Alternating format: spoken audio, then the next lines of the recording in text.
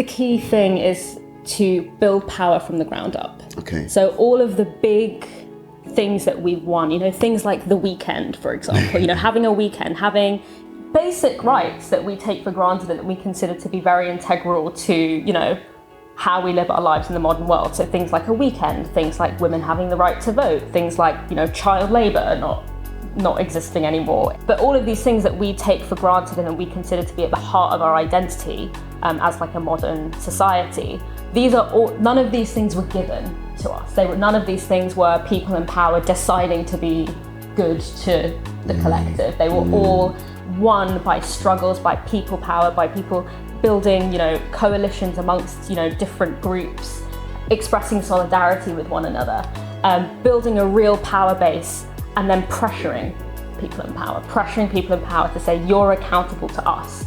You're not accountable to, just the wealthy or just the powerful. You're accountable to us. And for me, that is the only way that social change happens. I don't believe that we can wait. And especially for urgent issues like the refugee crisis, like climate change, we just don't have the time to wait for governments and people in power to decide to make the necessary changes. I think a lot of people are probably asking the question, why not? Well, because if you look, for example, in the case of climate change, ultimately you have, us, the people who know what needs to happen and knows that climate change is a huge crisis, and we know that we need to stop digging for fossil fuels. This needs to be the last year that we dig for fossil fuels if we have any hope of evading the biggest, most disastrous consequences of climate change.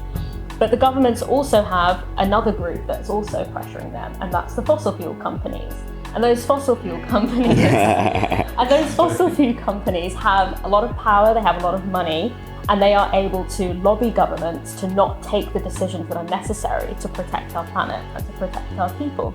So we have to build counterpower to that. We have to say, it's not just the fossil fuel companies that you should be listening to, it's also those of us whose lives and livelihoods are at stake when we sort of face the biggest consequences of climate change.